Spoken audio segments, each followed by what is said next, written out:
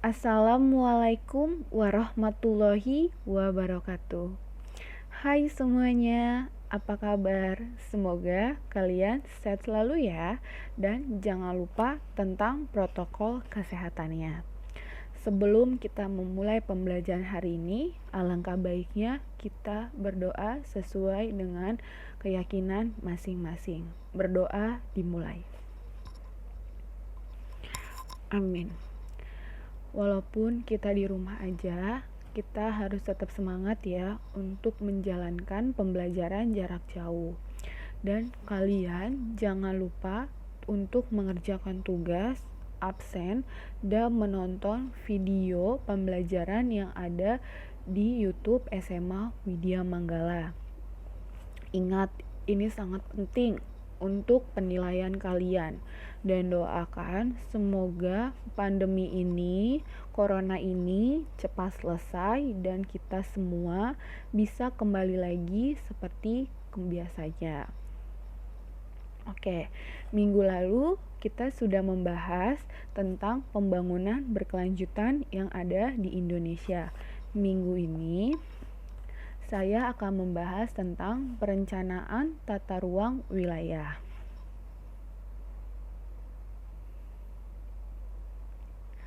Apa yang dimaksud dengan perencanaan tata ruang wilayah? Nah, minggu ini saya hanya menjelaskan apa artinya tata ruang wilayah. Dan insya Allah minggu depan saya akan menjelaskan bagaimana perencanaan tata ruang wilayah yang ada di Indonesia.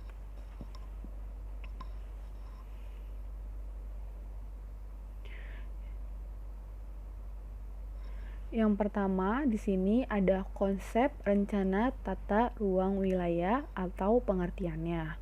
Nah, pada dasarnya konsep perencanaan tata ruang wilayah adalah untuk membangun wilayah yang berdasarkan aspek produktivitas. Aspek produktivitas itu contohnya seperti kita bekerja atau belajar, menjalankan kehidupan sehari-hari, keamanan dan kenyamanan dan bermanfaat bagi masyarakat. Karena hal ini dikarenakan ruang dapat dimanfaatkan tidak hanya untuk saat ini, tetapi juga untuk masa depan. Berkesinambungan ya dengan pembangunan berkelanjutan yang kemarin saya bahas.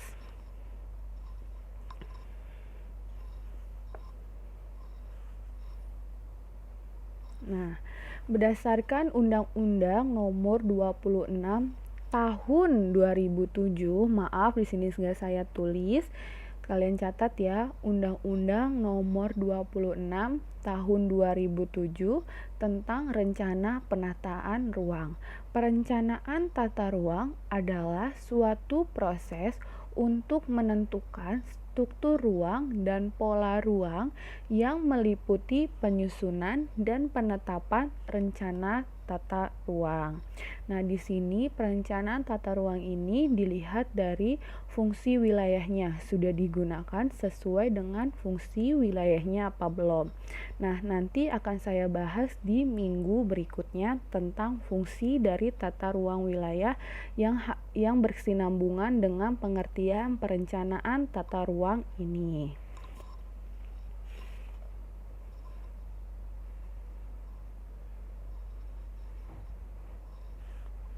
Yang B, jenis tata ruang wilayah. Di sini ada 5 jenisnya.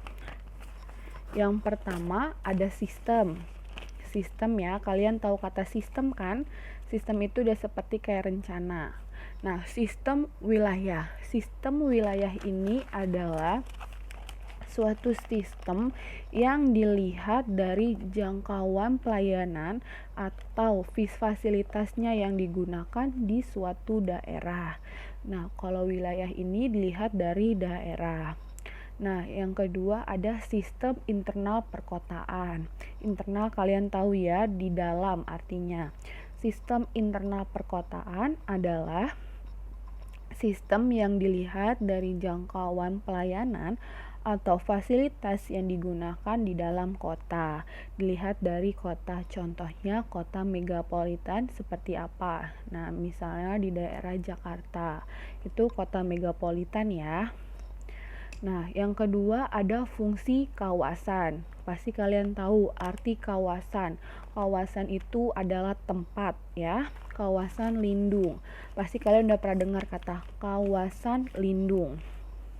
Kawasan lindung adalah, dicatat ya, fungsi utamanya untuk melindungi kelestarian lingkungan hidup, mencakup sumber daya alam ataupun buatan. Contohnya hutan lindung. Nah, hutan lindungnya contohnya itu melindungi flora dan fauna yang langka. Itu contohnya kawasan lindung. Nah, di sini juga ada kawasan budidaya. Fungsi utamanya untuk membudidayakan atas dasar kondisi atau potensi sumber daya alamnya, sumber daya manusianya, dan sumber daya budidayanya. Contohnya itu hutan produksi atau perkebunan atau pertanian. Pokoknya yang berhubungan dengan budidaya. Nah, ada administrasi, ada yang pertama penataan ruang wilayah nasional, provinsi, dan kabupaten ataupun kota. Nah, administrasi ini, penataan ruang wilayah ini akan saya bahas di minggu depan secara satu-satu. Karena ini berhubungan dengan bagaimana rencana tata ruang wilayah sudah sesuaikah atau belum. Yang keempat, ada kawasan perkotaan dan perdesaan. Pasti kalian sudah tahu ya, perkotaan itu seperti apa wilayahnya, ciri-cirinya. Terus perdesaan juga pasti kalian sudah tahu wilayahnya seperti apa, ciri-cirinya juga seperti apa. Jadi saya tidak perlu menjelaskan. Nah, yang terakhir ada strategis kawasan. Nah, strategis kawasan nasional, provinsi, kabupaten, dan kota. Nasional adalah wilayah yang penataan ruangnya diprioritaskan atau diutamakan karena mempunyai pengaruh sangat penting secara nasional. Kalian tahu kata nasional, terhadap kedaulatan negara, pertahanan, dan keamanan negara, ekonomi, sosial, budaya, ataupun lingkungan, termasuk wilayah yang telah ditetapkan sebagai warisan dunia. Nah, itu adalah pengertian dari kawasan strategis nasional. Provinsi adalah kabupaten dan kota hampir sama, hanya dibedakan dari kata-kata mempunyai pengaruh sangat penting dalam lingkup provinsi, kabupaten, ataupun kota terhadap ekonomi, sosial, budaya, lingkungan, serta pendayaan guna sumber daya alam dan teknologi. Jadi dari keempat ini dilihat kawasannya strategisnya itu digunakan sesuai atau tidak, tempatnya digunakan sesuai dengan tidak terhadap aspek yang seperti sosial, budaya, ekonomi, politik sesuai atau tidak. Seperti itu.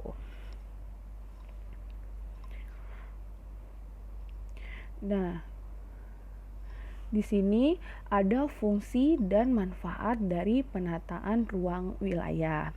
Yang pertama, ada panduan untuk penyusunan rencana pembangunan jangka panjang daerah atau disingkat RPJPD, dan rencana pembangunan jangka menengah daerah RPJMD. Kalau yang untuk jangka panjang itu untuk masa depan, kalau yang untuk daerah untuk saat ini.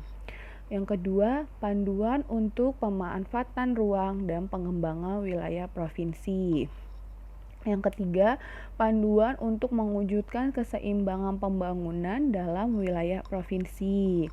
Mengetahui lokasi investasi dalam wilayah provinsi yang dilakukan pemerintah, masyarakat, dan swasta.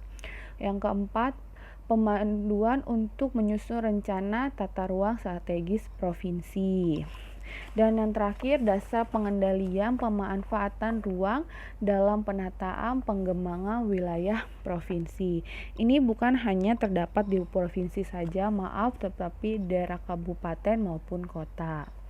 Seperti itu. Nah, sekian materi hari ini. Saya harap kalian mengerti yang sudah saya bahas, yang sudah saya jelaskan. Untuk tugas nanti akan ada di GCR, dan kalau yang belum masuk ke GCR saya, kalian bisa WA saya untuk menanyakan kodenya atau menanyakan ke wali kelas kalian. Dan insya Allah minggu depan kita akan bertemu lagi dengan membahas bagaimana perencanaan tata ruang wilayah yang ada di Indonesia sudah sesuaikah apa belum. Sekian dari saya. Wassalamualaikum warahmatullahi wabarakatuh. Tetap semangat ya.